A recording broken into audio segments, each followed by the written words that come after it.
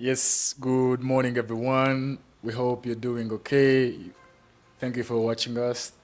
We are here back again in this episode of Discovery Sports with your sports updates as usual. Abdurrahman Chinji, with me is Waswa Dixon. How are you, brother? Hope you're doing okay. We come in a week where a lot has been happening in the sports industry, the sports sector, and a lot of enjoyment and entertainment. And from the very first things to talk about is the position in which Liverpool are. They top the Premier League, and the coach Gaffer Anslot has done a lot in making sure they perform. However, from the recent interview, there were some words where he said that he has not faced any, from the fixtures he's played already, he has not faced any tough team yet, any strong team yet. And let's not all forget that he has already played Manchester United, and he spoke about the recent teams he played against, and he said there's no strong team that he has faced so far. Is that true, Mr. Wasa? Yeah.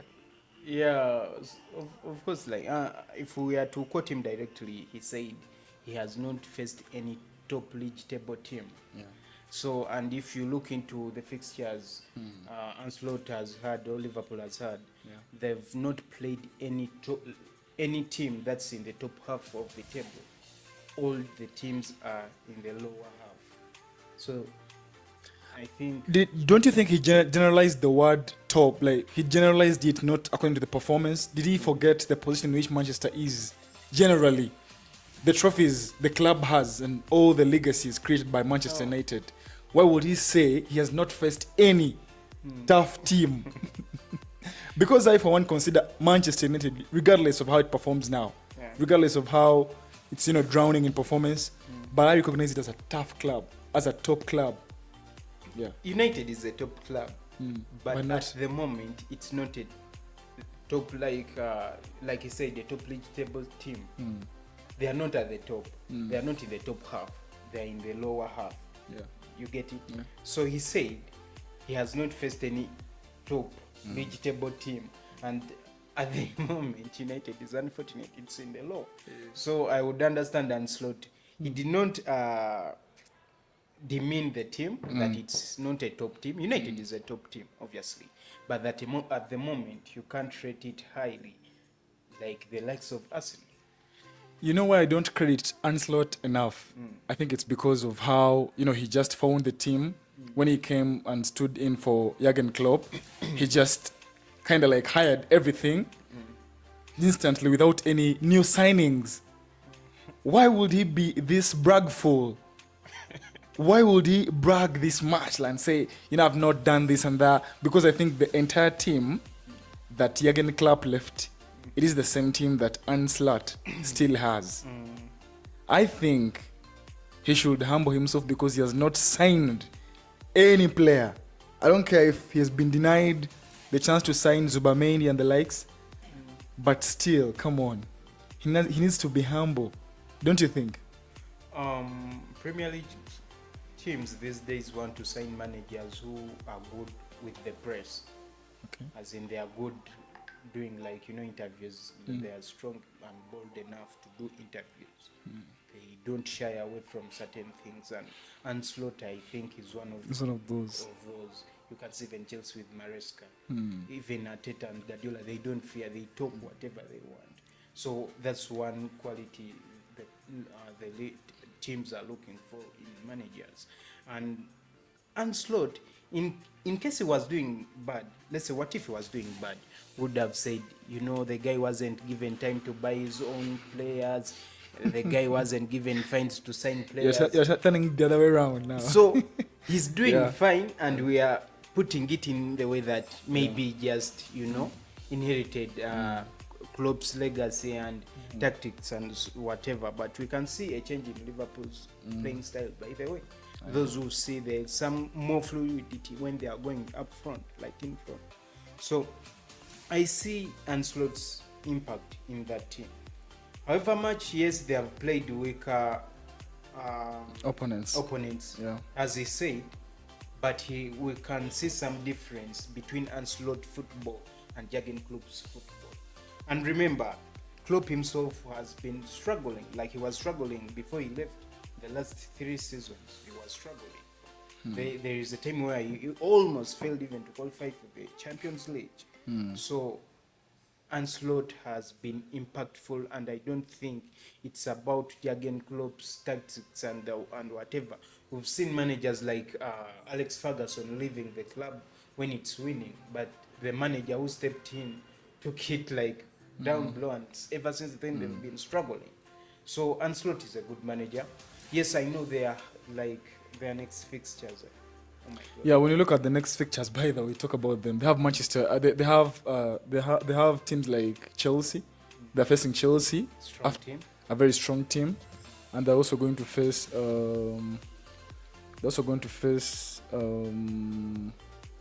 They have Arsenal there. Yeah, They Arsenal. have Newcastle. Yeah, They have like, you know, these are top teams. like top teams that are in form at the moment. Yeah. So that's where we are going to test Ancelotti football. That's where we are going to tell now this guy is the right man for the job. They have Arsenal. This guy has come to stay. This guy has come to compete. You know. Yes, like they say in the Premier League, like every team is a strong team. In the Premier League, you never know what comes your way. But in case I was to ask you, if you were to face Southampton and Newcastle, which team would you ask for? You ask for Southampton. That means Southampton is a weaker It's team. a little weaker team. Yeah, so if you're... So you don't believe in the saying most people say that all Premier League games are equal. They're all serious. No. You can feel the intensity. There's when no you- you don't believe in people saying that there's no game easy in Premier League. I would say there is no easy game. Because but even if you look there at the loss Liverpool has, it came from a weaker side, I think, compared to the teams. Nottingham Forest, I Compared wouldn't to- say it's a top team, but this season Nottingham Forest has been consistent and it has been very good. Yeah. Right from like their defense, Yeah, they true. don't let in more goals. I think The likes of only game- Murillo, we can see how productive they are in The defense. only game where they let in more than one game, like one goal, was against Brighton. They Yeah. even had that a red card in that game. Those guys have been conceding only one goal. They have only lost one match. I think they have in considered the entire least season. goals now. And they're the team that has considered the least. Yeah, one of the they're teams that among have- the teams. They have, I think Among they the have teams that have considered the least goals, yeah, 6. they have conceded 6 goals only. That's So tough. since side. the beginning of the season, they've only lost one game. So they are not like, at the moment, you don't regard them as a weak opponent. There is a reason why they have only lost one, and they won against Liverpool. That's on, like at the top of the table. Yeah. Yeah. So, but talking about like fixtures, see, they are weaker fixtures. Let me give you an example of Southampton against Arsenal. Arteta decided to, rest his guys, and he brought in like some guys he has not been giving games. That means there is a way he underrated like this fixture. When he saw the things backfiring, he brought him in his other guns, and you see what happened. You could see like Arsenal was dominating the game all through. They made one mistake, conceded a goal, and brought in like the guys who are the usual guys who score and do stuff, and we got the goals. So we have weaker fixtures where you can even rest players, but as they say in football, anything Anything can happen. So, but we have stronger fixtures, let's say harder fixtures, those that are hard, then we have those that are weak. For instance, when like let's say Man City is facing Southampton, it's very hard to bet on Southampton winning that match. However, anything can happen. Anything can happen in football. Thank you very much. Then secondly, let's talk about the situation at Manchester United, on how they performed on the weekend, which ended in a 0-0, the goalless draw against Aston Villa. Yeah. And most of the fans expected maybe for Aston Villa to beat Manchester United because of how bad people think it really is in performance. But it ended 0-0 without any goals being scored at both sides. And I think Manchester United came with this point from the game. It came with a point from this game. But still, I think there is much needed in performance at Manchester United. And what do you talk about this match? Because Aston Villa is also a tougher team. Although most people think that it's a weaker team, because they think Manchester would come out large. The Manchester fans, some of them think it would come out large and beat Aston Villa. But still Aston Villa also felt bad because they consider Manchester a very weaker side nowadays. So they felt very bad for the draw. What's to say about the match actually? I think that match was a revelation of how low United has gone. United is the best Premier League team in the history of the Premier League. Football, yeah. No, in the history of the Premier League. And at the moment, everyone thought, going into that fixture after Aston Villa winning against Bayern Munich and United struggling in Portugal against Porto, everyone wrote it down, saw it as a win, a must win for Aston Villa since they were home and Ten Hag was struggling or is struggling at the moment. So I think Aston Villa would be disappointed with the draw. And United was pleased with the draw because even the United fans thought they were going to lose that match by now. And I don't know what I can tell you about the United, but Bruno Fernandes came back in this match. Yet recently we had seen him being booked with a red. Was it for those who don't follow news updates and Bruno's red card was looked into, and it was just like we talked about it last time. Yeah, it was a soft red card. Yeah. And so they let him. They rescinded his red card and let him come back. But still talking about the Aston Villa match, as United played well. There is the way they. But it was a very boring match. Actually, I watched this match because I had to also watch Chelsea. But then I decided to switch channel, and I switched to Chelsea because their match was very enticing. But as for Manchester United and Aston Villa, a very boring match. Yeah, it was boring. Most games, of course, there are games that end 0-0, but the heat and the chances created in the game make it so good. But with this game, I would say, it was boring because United stopped Aston Villa entirely. Aston Villa wasn't creating chances. Yes, we know, as well as United didn't create many, but Ten Hag came, stopped Unai Emery's playing style on this them, and that's how they managed to get a draw. So credit to Ten Hag for the draw. Yeah, Ten Hag has been breaking his own records.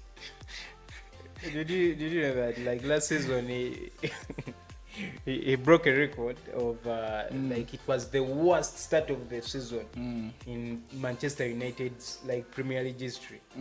Worst start of the season. Last season, I think by this time they had 9 points, and this season he decided to make it worse, break it again, lower it to 8 points. So 8 points out of how many games? 7? Yeah, out of 7. So Manchester United is also having, you look at the next fixtures and wonder if they're going to come back strong, because they have Brentford, I think, on the 19th of October. They also have West Ham. They have Brentford, then they have West Ham. Then they will have Chelsea. Those are the next 3 games. And the last time they played against Chelsea, it ended in a 4-4 draw. Where they was scored a breaker from Cole Palmer that was deflected into the net. I remember that. So, do you think Man is going to get a points from these matches? Let's talk about only 3 fixtures. Brentford. They have been Brentford. Yeah, it's a stubborn side. They are good at scoring that early goal this season. West Ham too. I believe United will win against West Ham. Okay. They might after the international break. We might say I don't agree with you because I think West Ham has become a stubborn side. When I looked at the Ipswich match, I know Ipswich is a weaker side, but how the players were working together. Look at the likes of Michael Antonio, who came back again to his scoring sheet, and the ability that and the fact that they're also undermining Manchester United, they're going to play their best because they won't want to lose. to a team like Manchester United. So no, I don't think like West Ham has been bad by the West Ham has had a poor run of like the opening of this season. West Ham has been bad. We all anticipated like those guys, you know, the new manager, like to put in much effort and revive the team, bring it like where in the Europa positions where they always be, but West Ham has been poor. Yeah. So Defensive people wise, were actually. predicting like West Ham to be the Newcastle Aston Villa of this season. You know, last season, but when it was Newcastle, last season it was Aston Villa. So people thought maybe West Ham would use that chance since they don't have like many fixtures, European fixtures like these others. But man, they've been disappointed. So I don't think whether they will. I think United will put up a fight and win that fixture. Okay, so yet again, we look at Chelsea, also that came to perform in Nottingham Forest, a team we've already told you that it's one of the teams with the best defense, and it ended in a 1-1 draw. Goals scored by Chris Wood and also Noni Madueke. There were things that happened in this match. The red card from Ward-Prowse. We all expected Ward-Prowse to come and make challenges in this team, you know, score free kicks as usual. But we've not seen him perform better. He was only seen panicking until he, you know, grabbed the ball, only for him to be booked with a red card. But a lot happened. And what do you talk about this match? How do you talk about Chelsea? Did Chelsea have to win this match, or it's a fair game for a 1-1 against Nottingham Forest?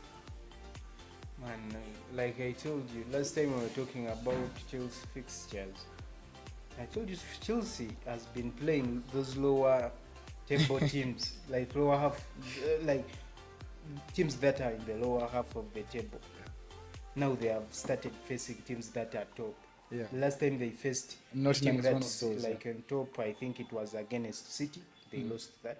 Against Brighton, it was I think a 4-2 game.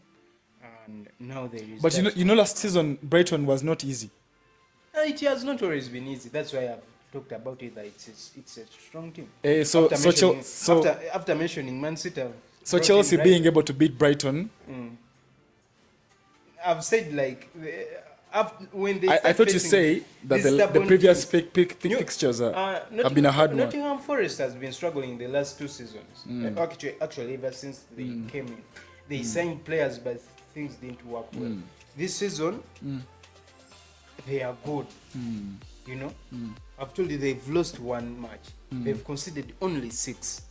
So that means they were going to put up a fight against Chelsea. Remember, this team won against Liverpool. 1-0. True.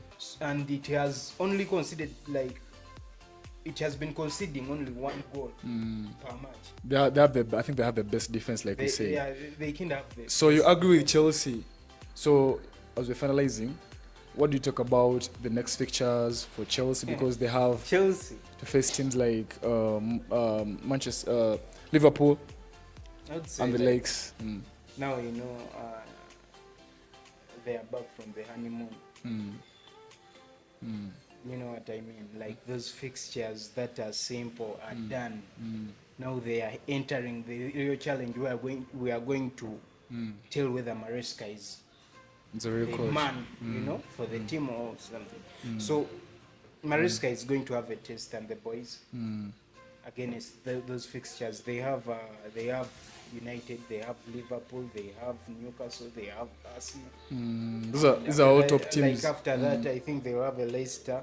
That's a breather for them. Then after that, they go to Aston Villa. We all know how Aston Villa is, like they're a difficult team. So, man, it's going to be a bit tough for the manager. Okay.